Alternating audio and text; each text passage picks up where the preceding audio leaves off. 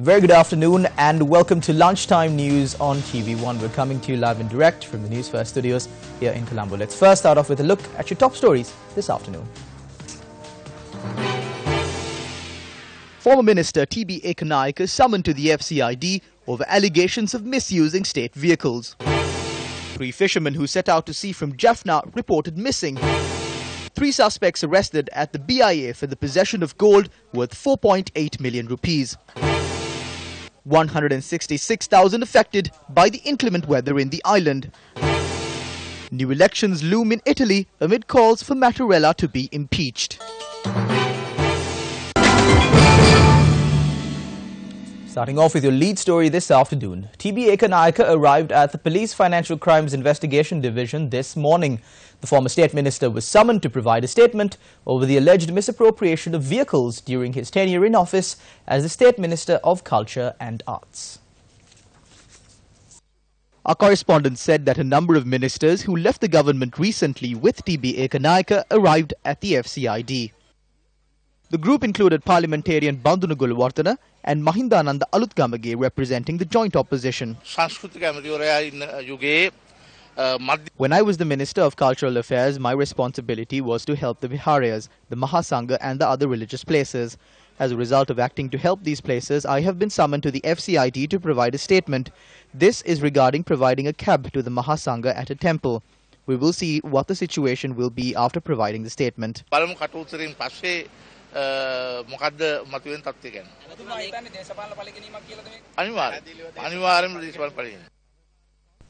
The Disaster Management Centre says that more than 166,200 people or 43,604 families have been affected by the inclement weather prevalent over many parts of the country. The DMC noted that 75,000 people have been displaced and sheltered at 339 relief camps. According to the DMC, 118 houses have been destroyed while more than 5,000 houses have been damaged. According to the DMC, 165 business premises have been damaged. Director of the operation at the Disaster Management Centre, Brigadier Atula Arya Ratna said 23 people have died due to the adverse weather, while 1 person is reported missing. Assistant Director of the Gampaha District Disaster Management Centre, M. Ajit Nishanta said 12,925 people in the Gampaha district have been affected due to the adverse weather.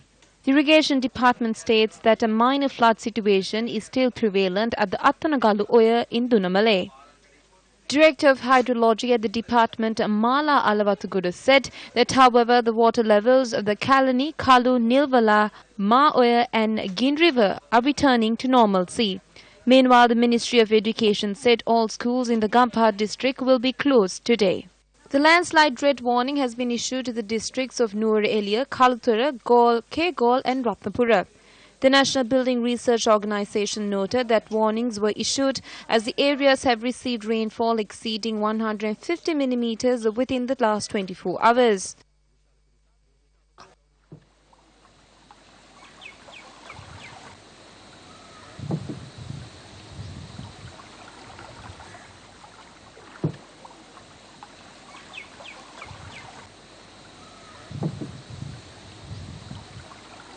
Three fishermen who set off to sea from Jaffna have gone missing. The 3 fishermen had set off sail from the Kurukatuan area in Jaffna last Saturday evening. According to police, the missing fishermen had contacted their families yesterday and informed them that the sea was rough. Police said operations have been launched in search of them with the assistance of the Sri Lanka Navy.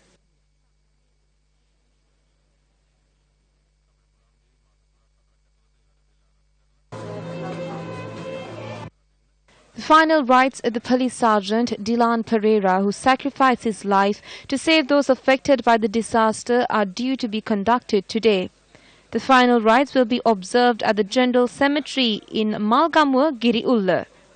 28-year-old Dylan was part of a team of policemen who set out to rescue a group of children trapped in a house in Galmurua Madampe on the 25th of this month.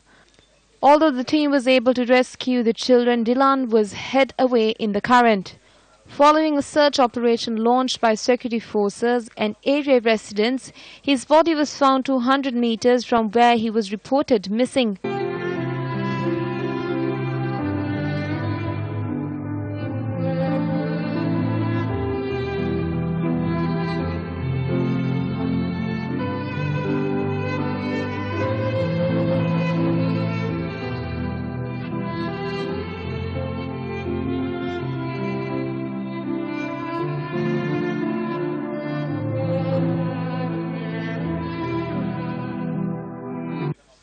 Dilam was posthumously promoted to the position of sergeant.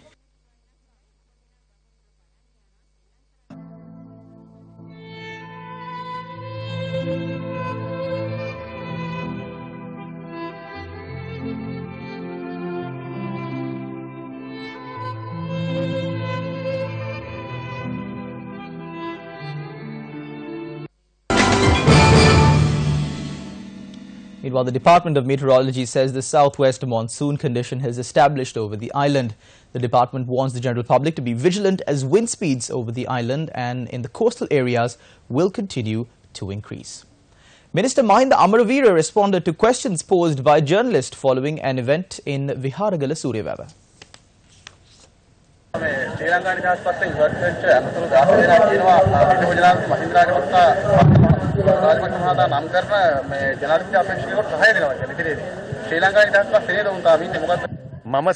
I will not leave the Sri Lanka Freedom Party.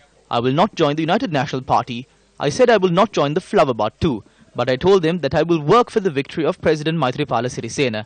That is what has happened here. This is not something new.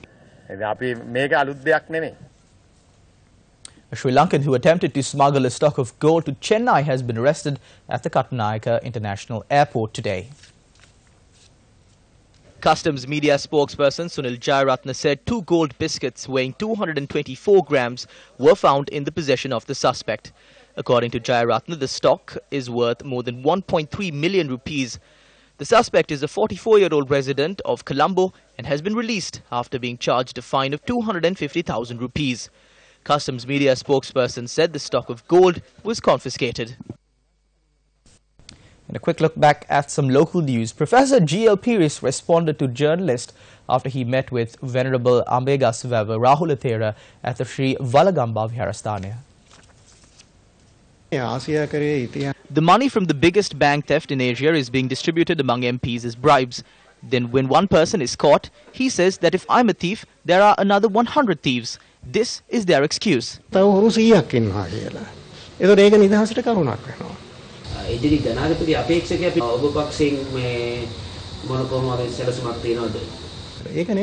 is not the problem today. The presidential election is in November next year.